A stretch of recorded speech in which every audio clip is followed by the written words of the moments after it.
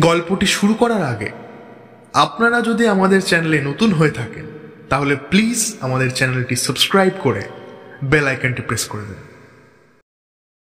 কখনো কল্পনা, কখনো বাস্তবতা, কখনো ভৌতিক, কখনো আধিভৌতিক, কখনো প্রেম, নয়তো বিরহ, এবং সব শেষে বলা যায় সাহিত্যের সমুদ্রে ডুব দিয়ে নতুন প্রজন্মের লেখক লেখিকাদের অদ্ভুত সব সৃষ্টিকে আপনার সামনে তুলে ধরার জন্য হাজির হয়েছি আমরা, টিম।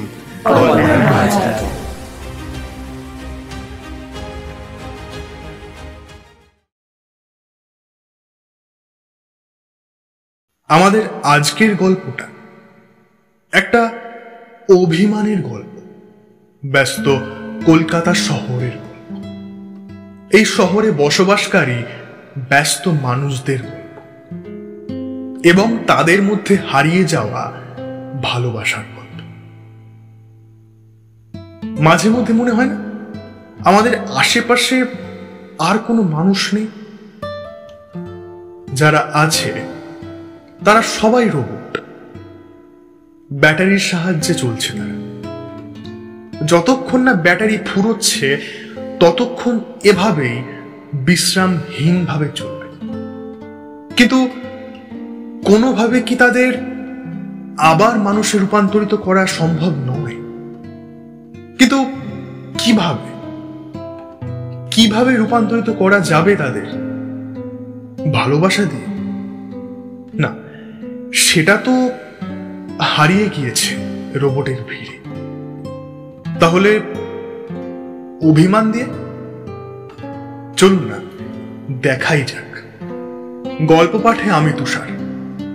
শুরু হচ্ছে আজকের বিশেষ গল্প, তোমাকে চাই।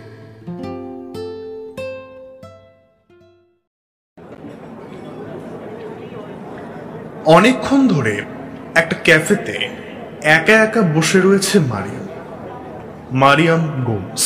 তার চোখ মুখ দেখে স্পষ্ট বোঝা যাচ্ছে যে সে কারোর জন্য অপেক্ষা করছে, কিন্তু সেই ব্যক্তি আসতে দেরি করছে। তাই বিরক্ত বদনে একবার হাত ঘড়ির দিকে, তারপরে আবার ফোনের স্ক্রিনের দিকে তাকিয়ে বারবার সময়টা দেখে নিচ্ছে মারিয়াম। যদিও দুটোতেই একই সময়, এবং সেটা হওয়াই স্বাভাবিক। যার জন্য সে অপেক্ষা করে বসে আছে তার আসার কথা ছিল 4:45। কিন্তু মারিয়াম নিজের স্বভাবতই 15 মিনিট পূর্বে, অর্থাৎ সেই 3:30-র সময় এসেছে। এখন ঘড়িতে 5:45, কিন্তু ক্যাফেতে এখনো সেই মহান ব্যক্তির আগমন ঘটেনি। খুব কম করে বললে 8.5 বার কল করেছে তাকে। 8.5 বার কল করার কারণটা হল 8 বার কল করে ওপাশ থেকে শুধু একটাই যান্ত্রিক সুর শোনা গেছে। The number you are trying to call is currently not reachable. Please try again later. তবুও 9 নম্বর কলটা করার জন্য ফোনটা হাতে তুলে নিয়েছিল মারিয়াম, কিন্তু কলটা আর করেনি। থেমে গিয়েছে মাঝপথে, অর্থাৎ মোট 8.5 বার। কিন্তু এইবার ধৈর্যের বাঁধ ভাঙছে তার। আর কতক্ষণ অপেক্ষা করবে সে? 5-10 মিনিট কিংবা 15 মিনিট লেট হলে তবুও মানা যায়, কিন্তু এতক্ষণ? মানুষের বলিহারি আক্কেল বটে। মারিয়াম ইতিমধ্যেই 2 কাপ কফি শেষ করে ফেলেছে এবং কিছুক্ষণ আগে একটা পেস্ট্রি নিয়েছে। কিছুটা রাগের আগেই পেস্ট্রিটার অর্ডার দিয়েছিল সে। এখন সেটাও প্রায় শেষ। এই প্রায়টা যখন পুরোতে পরিণত হবে তখন মারিয়াম উঠে পড়বে। অনেক হয়েছে অপেক্ষা, আর সে ভেবেছিল আজকে অন্তত মানুষটা এইরকম করবে না। কিন্তু সে বুঝতে পারছে যে তার ধারণাটা ভুল মানুষের ওপর এক্সপেকটেশন রেখেছিল সে। না, এইটা প্রথমবার নয়, তবে শেষবার বলাই যায়।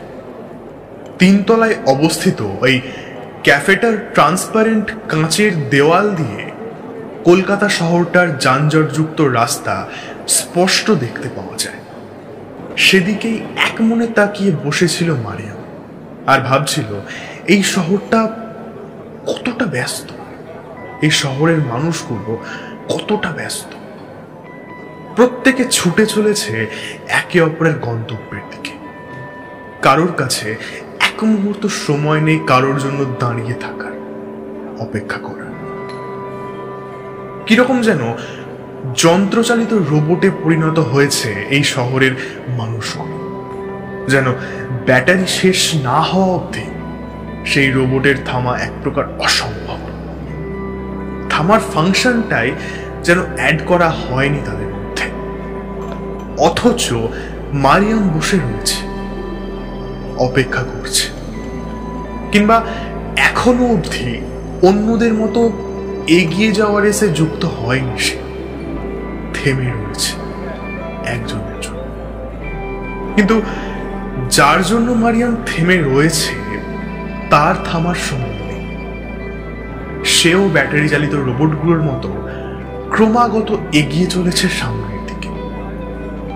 কিন্তু আগে এমনটা ছিল না। কোনো এক রাত্রে একটা দুষ্টু সায়েন্টিস্ট এসে সেই মানুষটার শরীরটাকে মডিফাই করে রক্ত মাংসের বদলে যন্ত্রপাতি লাগিয়ে দিয়ে গেছে। তারপর থেকে সেও এই শহরের বাকি মানুষগুলোর মতন হয়ে গেছে। এখন ভালোবাসা, আনন্দ, দুঃখ, কষ্ট, ঘৃণা কিছুতেই কিছু এসে যায় না তার। চলতি ভাষায় যাকে বলে ইমোশনলেস। এইসব ভাবতে ভাবতে মারিয়ামের বুকের ভেতরটা কিরকম যেন চিনচিন করে ওঠে। গলার কাছটায় কিছু একটা বাঁধো বাঁধো ঠেকে। চোখের কোণাটা ধীরে ধীরে ভিজতে শুরু করে তার। একটা ঢোক গিলে বড় করে একটা শ্বাস নেয় সে। না, কাঁদবে না সে, কাঁদলে হবে না। শক্ত হতে হবে, সংযত হতে হবে, সামনের দিকে এগিয়ে যেতে হবে তাকে। চোখ দুটো মুছে কলকাতা শহরের এক চিলতে আকাশটার দিকে তাকায় মারিয়াম। জুলাই মাস, তাই সন্ধ্যা একটু পরেই নামে। নীলচে আকাশের উপরে ছোট্ট ছোট্ট মেঘেরা উড়ে বেড়াচ্ছে। রাস্তার আলোগুলো এখনো জ্বলে ওঠে। ম্যাম, হ্যাঁ, এতক্ষণ মারিয়ামের চমক ভাঙল। সে দেখল ওর সামনে সেই 20-22 বছর বয়সী ছেলেটা দাঁড়িয়ে রয়েছে, ওয়েটার। এই ছেলেটি তার অর্ডারগুলো নিয়েছিল এবং টেবিলে দিয়েও গিয়েছিল। ম্যাম, আর কিছু নেবেন? মারিয়াম নিজের ঘড়ির দিকে তাকাল। 6:05। আর একবার তাকালো রাস্তার দিকে। না, আর আসার সম্ভাবনা নেই। তাই শুধু শুধু বসে থেকেও লাভ নেই। না ভাই, আর কিছু লাগবে না। তুমি বিলটা নিয়ে এসো বরং। Okay ma'am. হে হে হে, দাঁড়াও, শোনো, বিল আনতে হবে না। তুমি আরো 2 কফি নিয়ে এসো বলো। হ্যাঁ, যাও। হঠাৎ করেই অতীন এসে বসে পড়ে মারিয়ামের সামনের চেয়ারে। কয়েক মাসের না কাটা লম্বা লম্বা চুল, মুখ ভর্তি দাঁড়ি, রিমলেস চশমাটা বদলে গিয়ে চোখে একটা বড় কালো ফ্রেমের চশমা। স্পষ্টতই বোঝা যায় চোখের নিচে ডার্ক সার্কেল লুকানোর চেষ্টা। গায়ের শার্টটা ঘেমে ভিজে গেছে একেবারে। মারিয়াম কয়েক সেকেন্ড চেয়ে থাকে তার দিকে। এই কয়েকটা মাসে নিজের কি অবস্থা করে ফেলেছে অতীন। মারিয়াম থাকলে হয়তো এমনটা হতো না কখন। এইসবই ভাবছিল মারিয়াম, আর বুকের ভেতরটা আবার সেই চিনচিন করে উঠছিল। কারণ তার কষ্ট হয় অতীনের জন্য। সে যে এখনো ভালোবাসে তাকে এবং ভবিষ্যতেও তাকে ভালোবাসবে। আচ্ছা, অতীনও কি এখনো তাকে সেরকমই ভালোবাসে? আর সেই জন্যই কি আজ তার এইরকম অবস্থা? কিন্তু মারিয়ামের ধারণাটা বদলে যেতে কয়েক সেকেন্ডও সময় লাগলো না। অতীনের হাতে ধরে থাকা ফাইল দুটো চোখে পড়ল তার, আর বুকের ভেতরটা দুমড়ে মুছড়ে একাকার হয়ে গেল এক লহমায়, যেন একটা ঝড় এসে আছড়ে পড়েছে। যেই ঝড় চোখে দেখা যায় না, শুধু অনুভব করা যায়। অতীনকে সামনে থেকে দেখার পর যেই রাগটা ধীরে ধীরে গলে জল হয়ে যাচ্ছিল, সেই রাগটাই আবার দলা পাকাতে শুরু করলো তার মনের মধ্যে। না, সে আজকেও ভুল। মারিয়ামের জন্য আর সেই ভালোবাসাটা নেই অতীনের মনে। নইলে নইলে আজকের দিনে অন্তত এই ফাইলগুলো হাতে নিয়ে ঘুরতো না অতীন। মারিয়ামের মনের ভেতরে ছোট্ট সর্ষের দানার মতন যেই আশার আলোটা জ্বলেছিল, সেটাও দুপ করে নিভে গেল। তার চোখের কোণায় আবার জল জমতে শুরু করল। কিন্তু সেটা তো দেখানো যাবে না অতীনকে। মারিয়াম নিজের মাথাটা নিচু করে নেয়, আলতো করে রুমাল দিয়ে মুছে নেয় চোখ দুটো। কেউই সেটা লক্ষ্য করে না, বিশেষ করে অতীন। ওয়েটার ছেলেটা একবার মারিয়ামের দিকে যায়। অতীন সেটা লক্ষ্য করে বলে, আরে ওর দিকে তাকিয়ে আছো কেন? আমি তো বলছি তোমায়, যাও দুটো কফি নিয়ে এসো। Okay sir. ছেলেটি চলে যায়। অতীন টেবিলের উপরে ফাইলগুলো রাখতে রাখতে মারিয়ামের দিকে তাকায়। আসলে আজকে লেট করতে চাইনি একেবারে, কিন্তু রাস্তায় থাক না এখন সেসব অতীন, আর ভাল লাগছে না, বিশ্বাস করো। শেষ দিন অন্তত আর এক্সকিউজ দিও না। অনেক তো হলো। আমি হয়তো পাগল না হলে কি আর আমি ভাবতে পারি যে অতীন মিশ্র নিজের কাজ ফেলে মারিয়াম গোমজের সঙ্গে ঠিকঠাক সময় দেখা করতে আসবে, অন্তত শেষবারের জন্য। কিছু একটা বলতে গিয়ে থেমে যায় মারিয়াম, একটা দীর্ঘশ্বাস ছাড়ে, তারপর সময় নিয়ে আবার বলতে শুরু করে সে। ছাড়ো, এত কিছুর পরেও তোমার উপরে এক্সপেকটেশনটা যে কেন রাখি আমি। তুমি ছাড়ো, বাদ দাও প্লিজ। গলাটা ধরে আসে মারিয়ামের, কিন্তু অতীনকে সেটা বুঝতে দেয় না। সে হাসে একটু। অতীন কি বলবে বুঝে উঠতে পারে না। সে মাথা নিচু করে বসে থাকে। সেই ছেলেটি আবার এসে দুটো কফি দিয়ে যায়।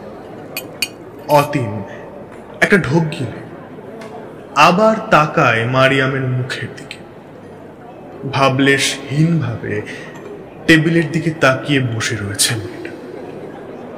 অতীন চেনে, বোঝে এই ব্যবহারটা।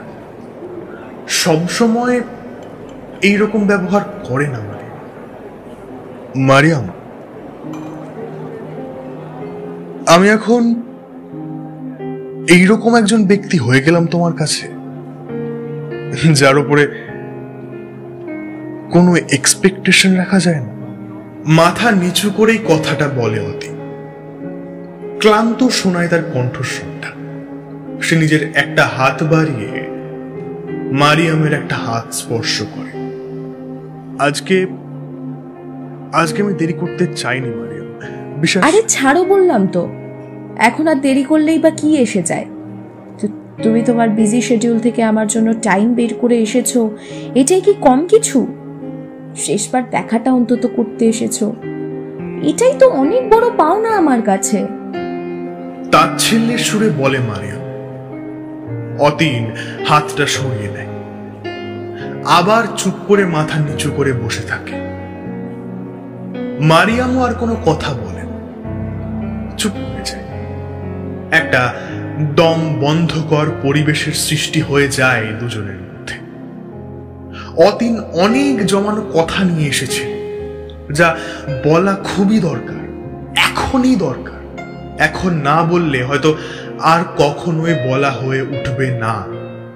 এটাই হয়তো শেষ চান্স, কারণ এরপরে মারিয়াম চলে যাবে দূরে, অনেক দূরে। কিন্তু বলা হয়ে উঠছে না। মারিয়ামও যেন একটা সুযোগ খুঁজছে শেষবারের জন্য কিছু একটা আঁকড়ে ধরার। কিন্তু কি ধরবে? একটা খড়কুটোও যেন নেই দূর দূরান্ত অবধি। সব যেন পরিষ্কার করে রেখে দিয়েছে অতীন, যেন সে চায় না মারিয়াম থেকে যাক। একটা কান্না হু হু করে বেরিয়ে আসতে চাইছে, কিন্তু মারিয়াম সেটা চেপে রেখেছে বহু কষ্টে। সময় দিলে কি সবকিছু স্বাভাবিক হবে? কিন্তু এদিকে যে ঘড়ির কাঁটা অবিরাম গতিতে ছুটে চলেছে, টিক টিক টিক টিক।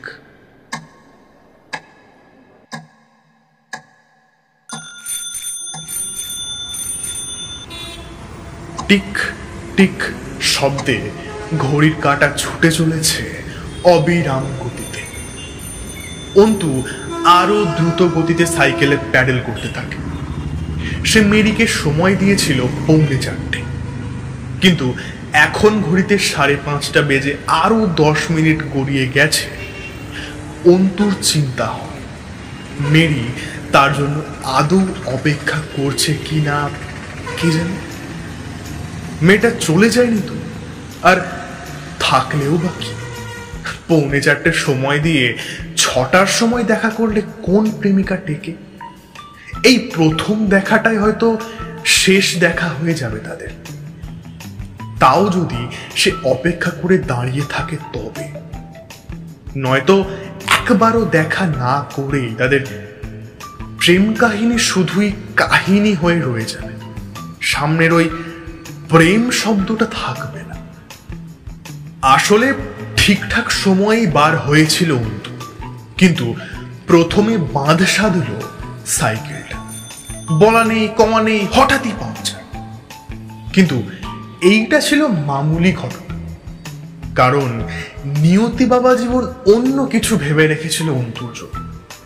তাড়াহুড়ো করে সাইকেল সারানোর দোকানে গিয়ে ঘটল আসল বিপত্তিটা। গত সপ্তাহে কেমিস্ট্রি পরীক্ষা নিয়েছিলেন কৃষ্ণেন্দু স্যার। ওই ব্যাচে প্রত্যেকেই দুর্ধর্ষ পড়াশোনায় যাকে বলে। স্বভাবতই সারা দিন রাত এক করে প্রিপারেশন নিয়ে তারপরে পরীক্ষা দিতে গিয়েছিল ওরা। কিন্তু অন্তুর পরীক্ষা দেওয়ার জন্য প্রিপারেশন নেওয়ার সময় কোথায়? সে তো খুবই ব্যস্ত মানুষ, প্রেম করতে ব্যস্ত। তাই বিনা প্রিপারেশনেই হাসতে হাসতে বুক ফুলিয়ে পরীক্ষা দিতে গিয়েছিল সে। আসলে এই হাসিটা না প্রত্যেকের মুখেই আসে একটা সময়। এই হাসিটা সাধারণ হাসি নয়, একদম ক্যালানের মতন হাসি যাকে বলে। ও হ্যাঁ, ভালো কথা, যাত্রার মুখে এইসব হাসি একদম খুঁজতে যাবেন না, কারণ সবার মুখে সেই ক্যালানের মতন কোলগেট স্মাইল আসে না। তা আসে শুধুমাত্র কয়েকজন ব্যস্ত মানুষের মুখে, যারা সত্য প্রেমে পড়ে, চুটিয়ে প্রেম করতে ব্যস্ত। তাদের মা বকবে তবুও হাসবে, বন্ধু কেলাবে তবুও হাসবে, কাঁদার মধ্যে চিত পটাং হয়ে কোলা ব্যাঙের মতন উল্টে পড়ে থাকবে তবুও হাসবে। আবার পরীক্ষায় কোনো প্রিপারেশন না নিয়ে গেলেও হাসবে, যেমনটা অন্তুর হয়েছে। যাকে তা অন্তু কিরকম পরীক্ষা দিয়েছে তা তো আপনারা সকলেই বুঝতে পারছেন নিশ্চয়। আজকে সকালে সেই পরীক্ষার খাতা দেখানোর কথা ছিল, কিন্তু অন্তু পড়তে যায়নি। কারণ আর কেউ জানুক চাই না জানুক, সে নিজে জানে খাতা দেখানোর পরে কি ঘটতে পারে সেখানে। কিন্তু বাড়িতে থাকলেও তো কপালে অশেষ দুঃখ, পড়া কামাই করলে ওর বাপ লাঠি নিয়ে তাড়া করবে। কিন্তু তাহলে কি করবে সে? না, এইটা ভাবারও তো সময় নেই এখন তার হাতে। কারণ মেরিকে ছাড়া অন্যান্য বিষয়ে তো সে আজকাল ভাবেই না, ওগুলো নাকি ফালতু ভাব। তাই বেশি না ভেবে পড়তে যাওয়ার জন্য বার হয়েছিল সে। কিন্তু রাস্তায় বেরিয়েই হঠাৎ বিজিতের সঙ্গে দেখা, যাকে বলে সোনায় সোহাগা কিংবা মেঘনা চাইতেই চল। অন্তুর মাথায় শটাম করে একটা বুদ্ধি খেলে যায়। সে হাসি মুখে বিজিতের দিকে এগিয়ে যায়। দেখ ভাই, সবই তো জানিস তুই, প্লিজ ভাই আজকে একটু ম্যানেজ করে দিস। আমি ওসব পারবো না। তুমি প্রেম করে বেড়াবা আর আমি ম্যানেজ দেব? ভাগশালা। আরে ভাই, লোকজন বন্ধুত্বে প্রাণ দিচ্ছে আর তুই আমার জন্য এইটুকু করতে পারবি না? না, পারবো না। আরে আরে, তুই ভাও খাচ্ছিস কেন? দাঁড়া, নে ধর, তুই বড় এই চকলেটটা খা, আর কালকে বিকালে চলে আসিস, কেষ্টদার দোকানের চিকেন কাটলেট খাইয়ে দাও। তুই আমার বন্ধু বলে কথা। ব্যাগের মধ্যে থেকে চকলেটের প্যাকেটটা বার করে ধরিয়ে দেয় বিজিতের হাতে। দুদিন ধরে চকলেটটা পড়েছিল, প্যাকেটের মধ্যেই গলে একসা, তাই ওটা ফেলেই দেবে ভেবেছিল, কিন্তু এখন কাজে এসে গেল। ঘুষ দিচ্ছিস? হ্যাঁ দিচ্ছি, আর কালকে আরো দেব। হয়েছে, এখন চুপচাপ শোন। স্যার যদি বলে যে অন্তুর কি হয়েছে, তুই বলবি হ্যাঁ, বলবি ভেলুড়ে গিয়েছে ডাক্তার দেখাতে। বিজিত হা করে তাকায় অন্তুর মুখের দিকে। কিন্তু তখন যদি স্যার জিজ্ঞেস করে যে তোর এমন কি রোগ হয়েছে যে তার জন্য তোকে ভেলোরে যেতে হবে, তখন কি বলবো? এইটা একটা ভাবার বিষয় বটে। বিজিত কিছু একটা ভাবে, তারপর হাসতে হাসতে বলে, ছাড়, আমি ম্যানেজ করে নেব, কিন্তু কাটলেটটা যেন কালকে পাই। আরে হ্যাঁ হ্যাঁ পাবি, কিন্তু স্যারকে ভেলুড়ে যাওয়ার কারণটা কি বলবি? আমাকে একবার বল শুনি। চিন্তা নেই কাকা, আমি ম্যানেজ করে নেব। এই তুই কি বলবি স্যারকে? আমাকেও বল, আমারও জানাটা দরকার। কি আবার বলবো? বলবো যে তোর মানসিক সমস্যা দেখা দিয়েছে ইদানিং। কি? আমি পাগল? শালা কাঙালের বাচ্চা। হ্যাঁ হ্যাঁ, আমি তো কাঙালের বাচ্চা, আর তুমি ওই যে সারাদিন ইন্টু পিন্টুর কথা ভেবে আতা ক্যালানের মতো 32 পাটি বের করে দাঁত কালাতে থাকো। ভাবো কেউ নোটিস করে না? স্যারও নোটিস করেছে সেটা। সেদিন আমাদের জিজ্ঞেস করছিল তুই সারাদিন হাসিস কেন। সেদিন উত্তর দিতে পারিনি, কিন্তু আজকে দেব। বলবো তোর মানসিক সমস্যা হয়েছে, তাই সারাদিন ওই আতা কালানের মতো দাঁত বের করে হাসতে থাকিস, আর সেই কারণেই তোর বাপ তোকে ভেলোরে নিয়ে যাচ্ছে। এটা ছাড়া আমার মাথায় আর কিছু আসছে না। আমার থেকে যদি ম্যানেজ দেওয়াতে চাস তাহলে এটাতেই রাজি থাকতে হবে, নইলে অন্য মুরগি খোঁজো। আমার দ্বারা এর থেকে ভালো কিছু হবে না। অন্তু আর কিছু বলেনি বিজিতকে। ও স্যারকে যা বলে বলুক, ম্যানেজ হওয়া নিয়ে কথা। কিন্তু কে জানতো স্যারের সঙ্গে আজকেই দেখা হয়ে যাবে। এই তুই না ভেলুর গিয়েছিলি? হ্যাঁ হ্যাঁ হ্যাঁ স্যার, না মানে, কিন্তু হ্যাঁ মানে ওই আর কি। তারপরে আর কি, একেতেই পরীক্ষায় রসগোল্লা, তার উপরে মিথ্যা কথা বলে পড়া কামায়, যা কৃষ্ণেন্দু স্যার একেবারে পছন্দ করেন না। তো যাবে কোথায়? বাঁচবে তো বাঁচবে কোথায়? 5:40 অবধি রুদ্ধশ্বাসে ভাষণ দিয়ে গেছেন কৃষ্ণেন্দুবাবু। অন্তু গোটা সময়টুকুতে শুধুই মনে মনে ছটফট করেছে, কিন্তু ওর থেকে বেশি কিছু করতে পারেনি। আর করবেই বা কি? কৃষ্ণেন্দু স্যারের কাছ থেকে ছুটি পেয়ে অন্তু সাইকেল ছুটিয়ে দিয়েছিল তার গন্তব্যের দিকে। হঠাৎ অন্তুর চোখ পড়ে একটা বয়স্ক লোক ঠেলা গাড়ির ওপরে ফুল বিক্রি করছে। সময় তো গড়িয়েছে অনেকটাই। মেরি আদৌ এখনো অন্তুর জন্য অপেক্ষা করছে কি না সেটাও জানা নেই তার, কিন্তু তবু অন্তু হাসি মুখে এগিয়ে যায় লোকটার দিকে। লোকটার মুখ ভর্তি পান, ওটা চিবোতে চিবোতেই টকটকে লাল চোখে অন্তুর দিকে তাকালো লোকটা। দাও, কি হয় ছোকরা, দেবো নাকি? হ্যাঁ দেবো।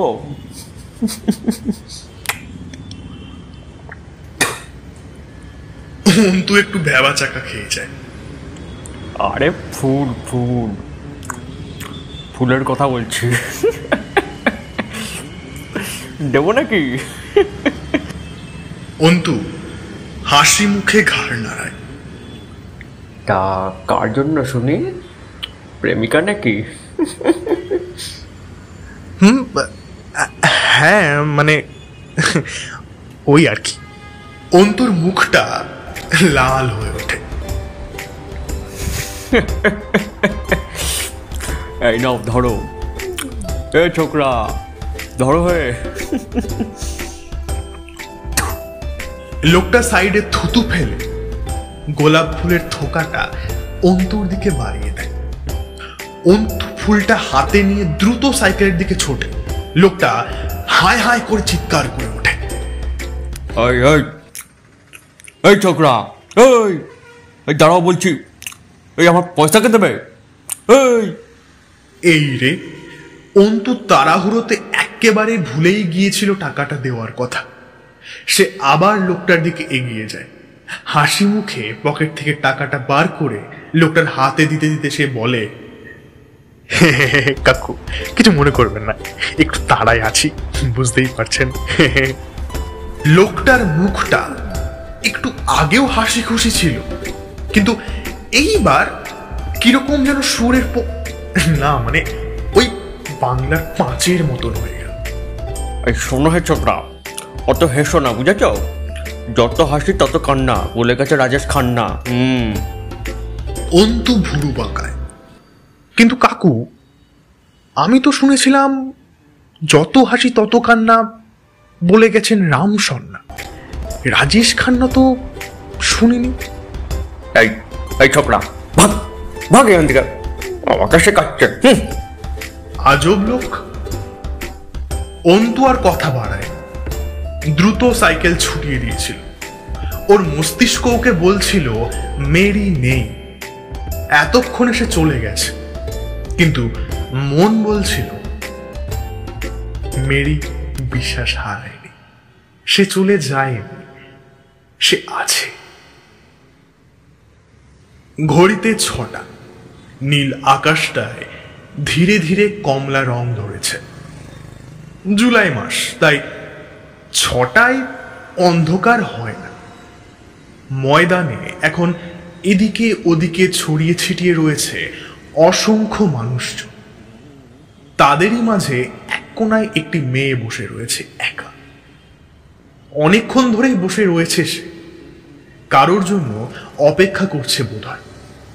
তবে সে আর আসেনি।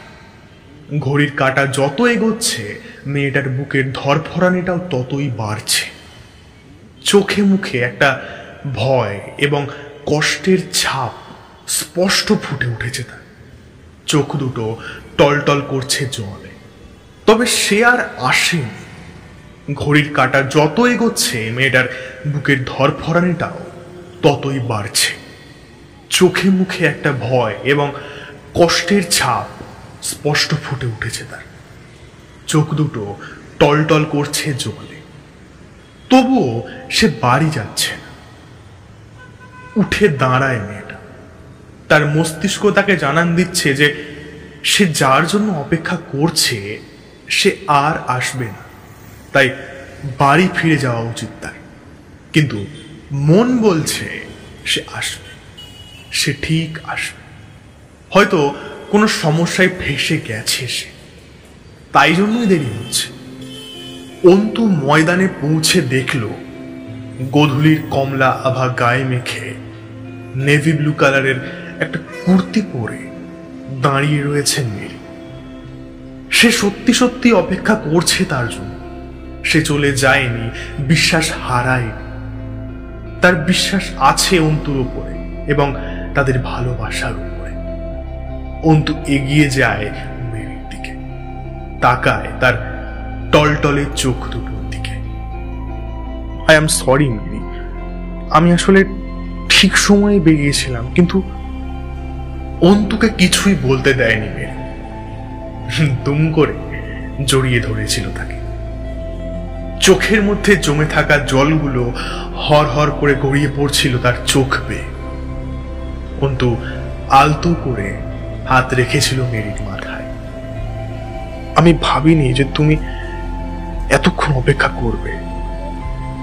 আমি ভেবেছিলাম তুমি হয়তো আমাকে ছেড়েই চলে যাবে, কিন্তু তুমি I am sorry Mary. Mary বিশ্বাস করো, আমি আসলে ঠিক সময়ে বেরিয়েছিলাম, কিন্তু জানি নিশ্চয়ই কোনো সমস্যা হয়েছিল, তাই দেরি হয়েছে। তোমায় ভালোবাসি অন্তু, তাই এটুকু অপেক্ষা তো তোমার জন্য করতেই পারি। কিন্তু তাই বলে কি তুমি সরি বলবে? আমি সরি শুনতে চেয়েছি তোমার কাছে। আমি ওসব শুনতে চাই না অন্তু। আমি কিচ্ছু চাই না, আমি শুধু তোমাকে চাই। I love you Antu, love you.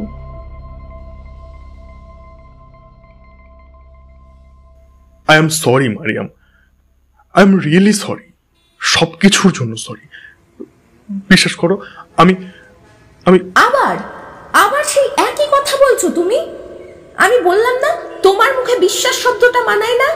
আর আর সবকিছুর জন্য সরি বলতে তুমি কি বোঝাতে চাইছো? হ্যাঁ, একটা সরিতে সবকিছু ঠিক হয়ে যাবে? হয়ে যাবে সবকিছু ঠিক? বেশ তো, আমাদের বাচ্চাটাকে ফিরিয়ে আনো, আনো ফিরিয়ে। কি হলো? আরে কোনো কথা বলছো না কেন? সরি বলে ফিরিয়ে আনো আমাদের বাচ্চাটাকে। মারিয়াম চিৎকার করে ওঠে রাস্তার মধ্যে। গলিটাতে তেমন বাড়ি ঘর নেই, মানুষজনও খুব একটা আসে না এদিকে, ফাঁকাই থাকে রাস্তাটা। তাই মারিয়ামের চিৎকারটা আরো 2-3 বার কানে ভেসে আসে। অতীন কোনো উত্তর করে না, নির্বাক হয়ে তাকিয়ে থাকে মারিয়ামের রাগে লাল হয়ে যাওয়া মুখটার দিকে। খুব জোরে হাঁপাচ্ছে মেয়েটা, ওড়নাটা এক কাঁধ থেকে খসে পড়েছে মাটিতে। কানের পাশ দিয়ে কিছুটা চুল মুখের ওপরে এলোমেলো হয়ে এসে পড়েছে। চোখ দুটো টকটকে লাল হয়ে রয়েছে, হাত পা রীতিমতো কাঁপছে তার। মারিয়ামের এই রকম অবস্থা দেখে বুক ফেটে কান্না বেরিয়ে আসতে চাইছে অতীনের। সে জানে হাসি খুশি মেয়েটার আজ এই রকম অবস্থা একমাত্র তার জন্যই। সেই দায়ী মেয়েটার এই রকম অবস্থার জন্য। আমি ভুল করেছি মারিয়াম, আমি ভুল করেছি। আমি তো স্বীকার করছি আমি ভুল করেছি। কাছে আসবে না, একদম কাছে আসবে না তুমি, একদম নয়। অতীন এগিয়ে গিয়ে মারিয়ামের একটা হাত ধরতে যায়, কিন্তু মারিয়াম ছাড়িয়ে নেয় হাতটা। নিজের ওড়নাটা আবার ঠিক করে নেয় সে। প্রায় রাত 10:30টার কাছাকাছি সময়। চারিদিকে নিয়ন আলো ছুটোছুটি করে বেড়াচ্ছে। সেই আলো গায়ে মেখেই আকাশের নিচে দাঁড়িয়ে রয়েছে ওরা দুজন। তোমার ফ্যামিলি আমায় মানছিল না, বিকজ আমি তোমাদের রিলিজিয়নের নই। আমার ফ্যামিলির দিক থেকেও একই সমস্যা ছিল, তবুও আমরা এক হয়েছিলাম। একবারও ভাবিনি সবাইকে ছেড়ে ছুড়ে দিয়ে তোমার হাত ধরে বেরিয়ে আসতে। জানতাম পথটা খুব সহজ হবে না, তবুও কারণ ভালোবাসাটা ছিল আমাদের মধ্যে, যে ভালোবাসা হার মানাচ্ছিল সমস্ত ভয়কে, একটা নতুন শুরু করার জন্য অনুপ্রেরণা জাগাচ্ছিল। তাই তাই সমস্ত ভয়কে ঝেড়ে ফেলে 4 হাত এক করলাম আমরা। ভেবেছিলাম সুন্দর একটা সংসার হবে আমাদের, ছোট তবে তবে অনেক গোছানো। আমরা দুজন মিলে আমাদের সংসারটা গুছিয়ে তুলব। কিন্তু অতীন মিশ্রর যে সময়ের বড় অভাব। বাবু তো আর্কিটেক্ট, তাই তার একেবারেই সময় নেই। কত স্বপ্ন দেখেছিলাম আমরা, কত স্বপ্ন, কিন্তু তারপরে কি হলো? তুমি একে একে সব ধ্বংস করে দিলে অতীন। হ্যাঁ, তুমি সব ধ্বংস করেছ। আমার জন্মদিন, আমাদের অ্যানিভার্সারি, সবকিছুর জন্য অতীনের হাতে সময় নেই। শুধু মারিয়াম গোমস একা পাগলের মতো এক্সপেক্ট করে সেজে গুজে বসে থাকতো। এই বুঝি বাবু আসছেন, কিন্তু না, বাবুর তো সময়ই হয় না। তবুও আমি কিছু মনে করতাম না অতীন, বিশ্বাস করো। আমি ভালোবাসতাম তোমাকে, পাগলের মতো ভালোবাসতাম।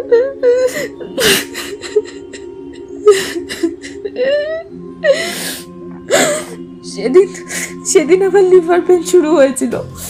একা কি করব বুঝতে পারছিলাম না, ব্যথায় চটফট করছিলাম আমি। কষ্টে 4 বার ফোন করেছিলাম অতীন মিশ্রকে, কারণ এই পৃথিবীতে সে ছাড়া তো আমার আর কেউই নেই। অতীন মিশ্রর জন্য সবাইকে ছেড়ে বেরিয়ে এসেছিলাম 3 বছর আগে, কিন্তু অতীন মিশ্রর তো মিটিং আগে, তাই না? মারিয়ামের কিংবা তার পেটে থাকা সন্তানের জন্য নয়। জানো, কোন রকমের দরজা অবধি গিয়েছিলাম, বেরিয়ে ভেবেছিলাম পাশের ফ্ল্যাটের আন্টিকে ডাকবো, কিন্তু তার আগেই পাটা স্লিপ করে গেল। মনে আছে, চারদিকে শুধু রক্ত আর রক্ত।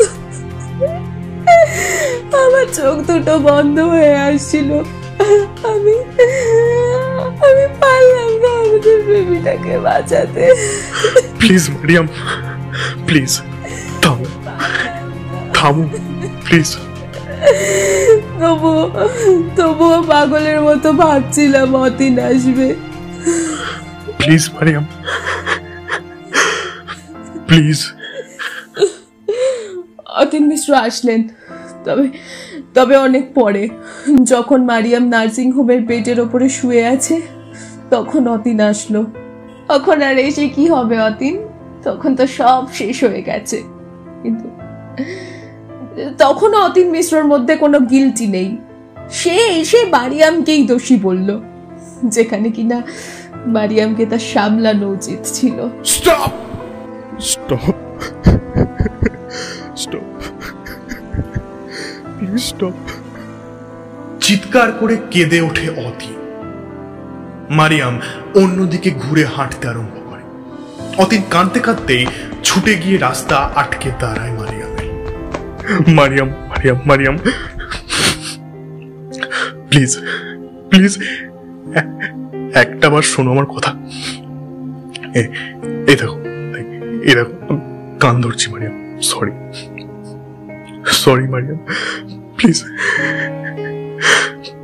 আমায় ছেড়ে যেও না মারিয়াম, প্লিজ মারিয়াম, প্লিজ ছেড়ে যেও না। মারিয়াম তাচ্ছিল্যের হাসি হাসে। আর সম্ভব নয়, রিয়ার ফ্ল্যাটটা ফাঁকা আছে, ওখানেই থাকবো কয়েক মাস। ডিভোর্সটা হয়ে গেলে না হয় ব্যাঙ্গালোরেই চলে যাব ওর কাছে, ওখানেই থাকবো, বুঝলে? পড়াশোনা তো করেছি, কোনো একটা চাকরি জুটিয়ে নেব। ঠিক, আজ তাহলে চলি। ডিভোর্স শব্দটা শুনে অতীন থমকে যায়। সে স্থির হয়ে দাঁড়িয়ে থাকে। কিছু বলার কিংবা করার শক্তিটুকুও যেন হ্রাস পায় তার। মারিয়াম চোখ মুছতে মুছতে তার পাশ কাটিয়ে চলে যায়। কিন্তু অতীন সেখানেই নিয়ন আলো গায়ে মেখে দাঁড়িয়ে থাকে পাথরের মূর্তির মতো। আসছি অতীন, ভালো থেকো। ঘড়িতে 7টা। ক্যাফের সামনে দাঁড়িয়ে রয়েছে দুজন। ক্যাফেতে অনেক কথা বলবে ভেবেছিল দুজনেই, কিন্তু সব সময় যা ভাবা যায় তার হয়ে ওঠে না। শুধু কয়েকটা ছেঁড়া ছেঁড়া কথা আর কফির কাপ দুটো ফাঁকা হয়েছে, তাছাড়া কোনো কথাই হয়নি দুজনের মধ্যে। অতীন লক্ষ্য করেছে মারিয়াম পুরো সময়টা ধরে কি যেন ভেবে চলেছিল শুধু। অতীন তাকায় মারিয়ামের দিকে। তুমিও ভালো থেকো। মারিয়াম ভাবে, শুধু এটুকুই? আর কি কিছু বলার নেই অতীনের? কিছুই বলার নেই, কিচ্ছু না। মারিয়াম একটা দীর্ঘশ্বাস ছেড়ে জোর করে হাসার চেষ্টা করে, তারপরে পিছনে ঘুরে হাঁটতে শুরু করে। অতীন চেয়ে থাকে মারিয়ামের চলে যাওয়ার পথের দিকে, ঠিক সেদিনের মতো। বুকের বাঁ দিকটা যন্ত্রণায় ফেটে যেতে থাকে তার, কারণ আজকের পর আর হয়তো কোনোদিন দেখা হবে না মারিয়ামের সঙ্গে তার। একসঙ্গে থাকা তো সেই কবেই ছুটে গিয়েছে, ডিভোর্সটাও হয়ে গেছে। তবুও একটা আশা ছিল যে একটা শহরে তো অন্তত থাকে। কিন্তু কিন্তু আগামীকাল থেকে তাও আর থাকা হবে না। আগামীকাল মারিয়ামের ফ্লাইট, সে চলে যাচ্ছে ব্যাঙ্গালোর। সারা জীবনের মতো দুজনের পথ বিচ্ছিন্ন হয়ে যেতে চলেছে, জেনেও কি অতীন আজকে চলে যেতে দেবে মারিয়ামকে?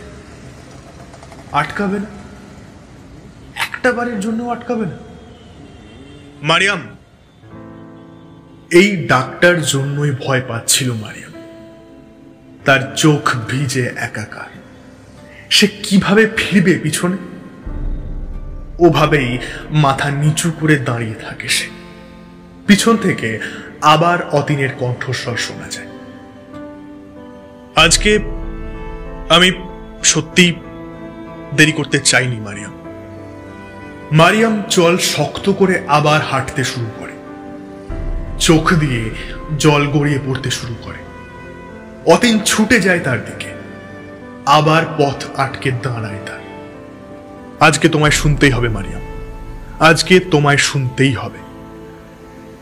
আমি জানি আমি ভুল করেছি, যেই ভুলের কোনো প্রায়শ্চিত্ত নেই, কিন্তু তার বিপরীতে আমিও কম শাস্তি পাচ্ছি না। সারাদিন সব সময় আমায় ভেতর থেকে গিল্টিনেস কুড়ে কুড়ে খায়। মারিয়াম, তোমায় ছাড়া আমার বেঁচে থাকা মরে যাওয়া সমান, বিশেষ করে আমি আজকে আমার সব ভুল স্বীকার করতেও চেয়েছিলাম।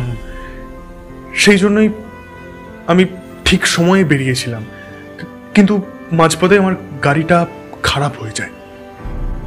মারিয়াম চোয়াল শক্ত করে অতীনের মুখের দিকে তাকায়। কেন মিথ্যে বলছো অতীন? বলো না, বলো রাস্তায় কোনো ক্লায়েন্টের সাথে দেখা হয়ে গিয়েছিল আর ভুলে গিয়েছিলে আমার কথা। এটা তো প্রথম নয়, এর আগে অনেকবার হয়েছে এরকম। তুমি তো আবার আর্কিটেক্ট, ওই যে হাতের ফাইলগুলোই তো তার প্রমাণ। সরো অতীন, ভাল লাগছে না আমার, আর যেতে দাও আমাকে। না, এইগুলো আমার গাড়ির মধ্যেই ছিল, খুব ইম্পর্টেন্ট, তাই ওটা বার করে নিয়ে এসেছিলাম হাতে করে। তাহলে ওগুলোরও ইম্পর্টেন্স রয়েছে, কিন্তু কিন্তু তখন দিনের পর দিন একটা মেয়ে যে নিজের সব ছেড়ে তোমার কাছে এসেছিল, সে তোমার অপেক্ষায় বসে থাকতো, কিন্তু সে তো ইম্পর্টেন্ট ছিল না। একজন প্রেগনেন্ট ওয়াইফ ইম্পর্টেন্ট ছিল না তোমার কাছে। তখন শুধু মিটিং, ক্লায়েন্ট এসব কিছু ইম্পর্টেন্ট ছিল, তাই না? মারিয়াম জ্বলন্ত দৃষ্টি নিয়ে তাকায় অতীনের দিকে। অতীন মাথা নামিয়ে নেয়। মারিয়াম আবার হাঁটতে থাকে। এইবার অতীনের চোয়ালটা শক্ত হয়ে ওঠে। মেরি! থমকে দাঁড়ায় মারিয়াম। এই ডাকটা কতদিন পরে যে শুনল তাও নিজেরও মনে নেই। পিছনে ফিরে এসে, মেরি, আমি তোমায় কষ্ট দিয়েছি, সময় দিইনি। ইনফ্যাক্ট আমার জন্যই আমাদের বেবিটা, কিন্তু কিন্তু তার মানে এটা নয় যে তুমি ইম্পর্টেন্ট ছিলে না আমার কাছে। তুমি আমার কাছে তখনও সবচেয়ে বেশি ইম্পর্টেন্ট ছিলে এবং আজও তুমি সবচেয়ে বেশি ইম্পর্টেন্ট আছো মেরি। ফাইলগুলো হাওয়ায় ভাসিয়ে দেয় অতীন। তারপরে ছুটে গিয়ে জড়িয়ে ধরে মেরিকে, কাঁদতে থাকে অঝরে। আমায় আমায় ছেড়ে চলে যেও না প্লিজ মেরি, প্লিজ। আমি আমি ভালো নেই তোমায় ছাড়া। আমি আমি ভালো নেই তোমায় ছাড়া মেরি, প্লিজ আমায় ছেড়ে যেও না। থেকে যাও, থেকে যাও না। আমি আমি প্রমিস করছি তোমায়, আমি আমি আর কষ্ট দেবো না তোমার মেরি, প্লিজ মেরি, প্লিজ। আগে যা হয়েছে তা হয়তো ঠিক করা সম্ভব নয়। আমাদের বেবিটা হয়তো আর ফিরে আসবে না, এবং সবটাই হয়েছে আমার জন্য। আমি আমি আমি আমি স্বীকার করছি তো, আমি আমি স্বীকার করছি। তার জন্য তুমি মারো, বকো, পুড়িয়ে দাও, যা খুশি করো, কিন্তু প্লিজ প্লিজ ছেড়ে যেও না মেরি, প্লিজ। সরি, সরি, সবকিছুর জন্য সরি, সবকিছুর জন্য। আর হবে না, কথা দিচ্ছি, ছেড়ে যেও না। সরি। মেরি কি যেন হয়ে যায়, যেই মেরি এত এত রাগ পুষে রেখেছিল এতদিন, সব কোথায় যেন ফুরুত ফুরুত করে উড়ে যেতে থাকে। আশেপাশের রাস্তা, লোকজন, গাড়ি ঘোড়া সব সব সব কিছু মিথ্যা হয়ে যায়। শুধু আবারও চির সত্যি হয়ে মাথা চারা দিয়ে উঠতে শুরু করে ভালোবাসা। মেরি ও অন্তুর ভালোবাসা। মেরিও এতক্ষণে জড়িয়ে ধরে অতীনকে। সেও কাঁদতে থাকে হাউ হাউ করে। Sorry Mary, sorry, please please থেকে যাও না, প্লিজ। ধুর, আমি কি আমার অন্তর মুখ থেকে সরি শুনতে চেয়েছি? আমি শুধু তোমাকেই চাই, আমার অন্তুকে চাই। Love you Antu, love you. হঠাৎই মারিয়াম হেসে ওঠে। দুজনের বাঁধন আরো শক্ত হয়। ব্যস্ত শহরটা তাদের দুজনকে রাস্তার মধ্যে এভাবে দাঁড়িয়ে থাকতে দেখে কয়েক মুহূর্ত থমকায়, কিন্তু তারপরে আবার চলতে শুরু করে। কারণ তাদের তো থামার উপায় নেই, তাদের তো চলতে হবে। যতক্ষণ না তাদের ব্যাটারি ফুরছে ততক্ষণ চলতে হবে। কিংবা হয়তো একদিন মেরির মতন কেউ আসবে, যার জন্য শহরটাও থামতে বাধ্য হবে। সেও হয়তো শহরটাকে জড়িয়ে ধরে বলবে, আমি তোমার ব্যস্ততা চাই, আমি শুধু তোমাকে চাই।